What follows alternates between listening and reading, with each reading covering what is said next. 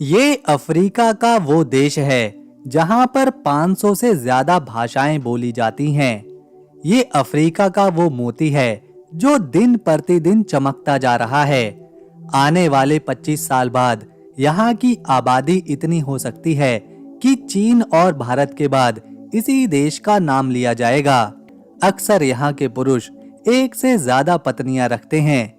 इस देश में एक ऐसी जनजाति भी रहती है जिसके लोग दिखने में, बात करने में और पहनावे में बिल्कुल अलग और खास लगते हैं।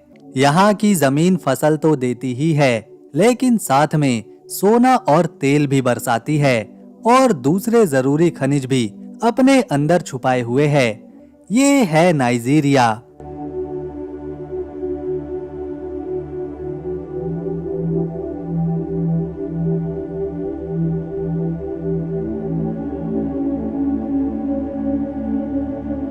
अफ्रीकी महाद्वीप का दिल।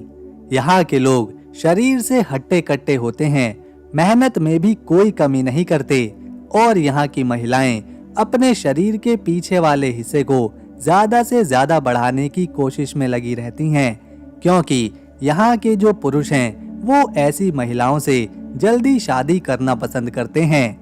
नाइजीरिया के बारे में जानने और देखने के लिए बहुत सी बातें हैं। यहाँ घूमने के लिए एक से बढ़कर एक जगह है।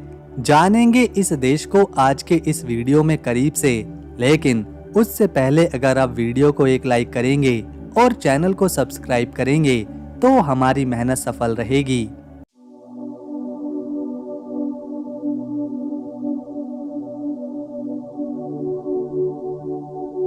नाइजीरिया पश्चिम अफ्रीका में मौजूद एक बड़ा और शक्तिशाली देश है। ये 9,23,768 स्क्वायर किलोमीटर के एरिया में फैला हुआ है और इसीलिए ये दुनिया का 31वां बड़ा देश बनता है। अभी के समय में यहाँ 22 करोड़ लोग आबाद हैं और यहाँ 56% लोग इस्लाम धर्म को मानते हैं, जबकि 43% ऐसे लोग यहाँ पर रहते हैं जो ईसाई धर्म पर अपना यकीन रखते हैं और 1% अलग अलग समुदाय के लोग हैं। शायद हो सकता है आप इस देश को पहली बार देख रहे हो, लेकिन यहाँ के लोगों को आपने भारत में कहीं ना कहीं तो जरूर देखा ही होगा और इसके पीछे की वजह है यहाँ की करेंसी जो इतनी ज्यादा मजबूत नहीं है और भारत के केवल 100 रुपए यहाँ के 1,600 रुपए के बराबर हैं। इसीलिए बहुत सारे नाइजीरियन पुरुष और महिलाएं भारत आते हैं ताकि वो ज्यादा से ज्यादा पैसे कमा सकें। यहाँ पर जो पैसे इस्तेमाल होते हैं उन्हें नायरा कहा जाता है। इस देश को और करीब से समझने के लिए हमें इसके इतिहास को जानना होगा।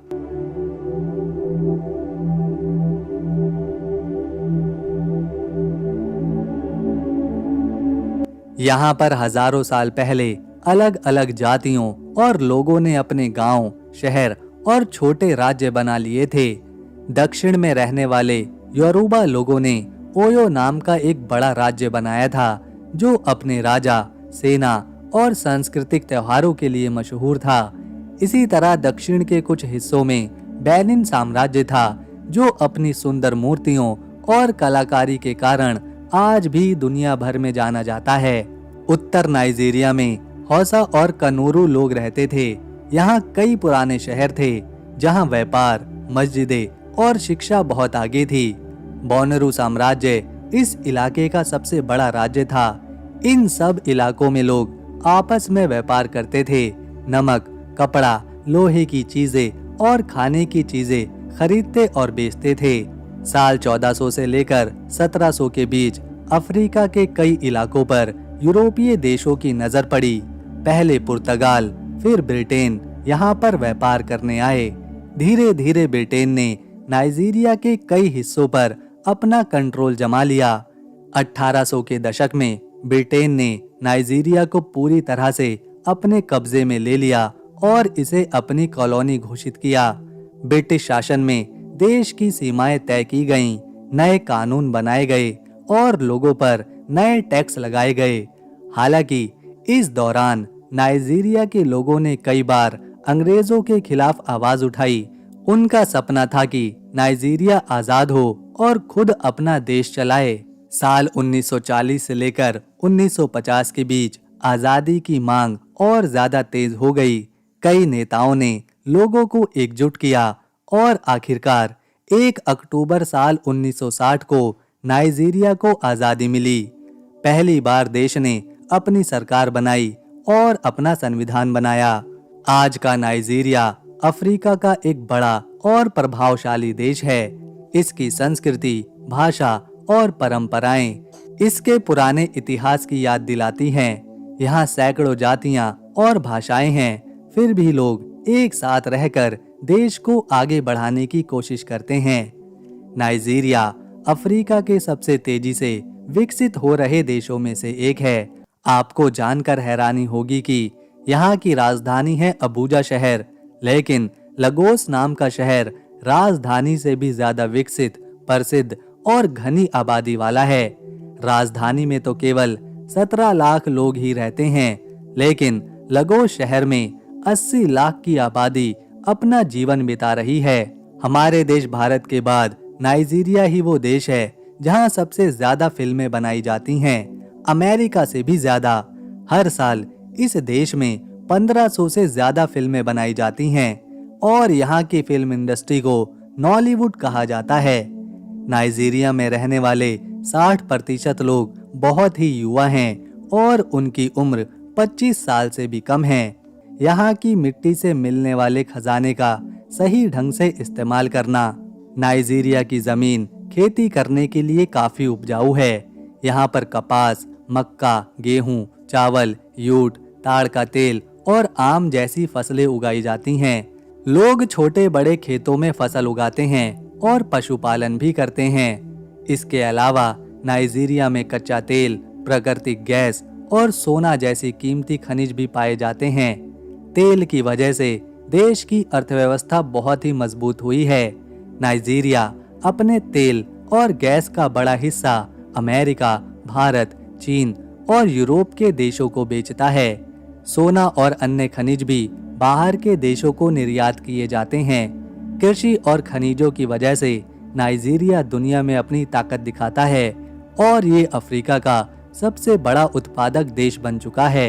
ये है अबूजा रॉक, इसे इरॉक भी कहते हैं। नाइजीरिया की राजधानी अबूजा के पास मौजूद एक बहुत बड़ा और खूबसूरत पत्थर है ये लगभग 400 मीटर ऊंचा है और आसपास के हरियाली और शहर के बीच एक शानदार दृश्य बनाता है।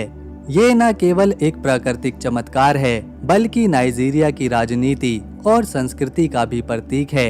इसी पहाड़ी के पास नाइजीरिया के राष्ट्रपति भवन, संसद भवन और सरकारी कार्यालय मौजूद हैं। लोग इसे देखकर नाइजीरिया की ताकत और स्थिरता की याद दिलाते हैं। यहाँ हर साल पर्यटक आते हैं, चढ़ाई करते हैं और प्राकृतिक सुंदरता का मजा लेते हैं। अबूजा रॉक नाइजीरिया का गर्व है और ये देश के प्राकृतिक और राजनीतिक केंद्र का भी प्रतीक है। वैसे तो इस देश में हर 15 से 20 किलोमीटर बाद खान पान, पहनावे और भाषा में बदलाव देखने को मिलता है, लेकिन पूरे नाइजीरिया में खास तौर पर 3 जनजातियों का प्रभाव है। इसमें पहली है फुलानी, दूसरी है योरूबा और तीसरी है इग्बो। यहाँ के लोगों को मसालेदार चावल, मांस या फिर मछली खाना काफी पसंद है। इसके अलावा फूफू, जो एक तरह गाढ़ा आटे का जैसा खाना है जिसे सूप या फिर स्टू के साथ खाते हैं, यहाँ के लोगों को काफी पसंद है। नाइजीरिया लगातार अपने भविष्य को सुनहरा बना रहा है। हालांकि बीच बीच में राजनीति, सुरक्षा और सरकार की नीतियां मुश्किल पैदा करती हैं, लेकिन ये अफ्रीका के सबसे धनवान देशों में से एक है। यहाँ के 70% लोग पढ़े लिखे हैं और इसमें भी युवाओं की संख्या अधिक है। एक रिपोर्ट के मुताबिक नाइजीरिया साल 2050 तक अपनी आबादी इतनी बढ़ा लेगा कि भारत और चीन के बाद यही सबसे ज्यादा आबादी वाला देश कहलाएगा। नाइजीरिया में घूमने के लिए बहुत सी जगह हैं जहां प्राकृतिक सुंदरता, संस्कृति और इतिहास का मजा लिया जा सकता है, जैसे कि Abuja rock, Zuma rock, Obudu mountain resort. Yankari national park, Benin, Olumo rock, Emotan statue और नेशनल म्यूजियम लगोस, इसके अलावा लगोस सिटी भी घूमने लायक है। तो दोस्तों, ये था नाइजीरिया देश का सफर। अगर आपको हमारी मेहनत, इंफॉर्मेशन और वीडियो पसंद आई तो इसे एक लाइक दें, शेयर करें और चैनल को सब्सक्राइब कर बेल आइकन जरूर दबाएं ताकि आने वाली नेक्स्ट वीडियो आपसे मिस न हो। हम मिलेंगे अगली वीडियो में एक और नए देश के साथ। तब तक के लिए नमस्कार, अपना ख्याल रखें।